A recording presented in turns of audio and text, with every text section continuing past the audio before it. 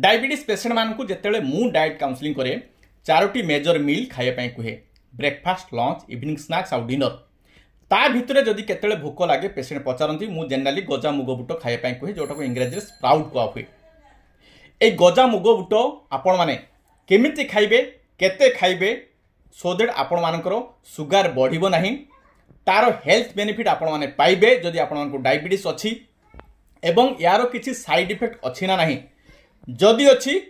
ताहले को हिसाब रे आपण माने याकू प्रिपेयर करिवे गजा मुग बुट एवं खाइबे सो दैट आपण मानकू तार कॉम्प्लिकेशन रे पड़िया पई हबो नाही पड़िबे नाही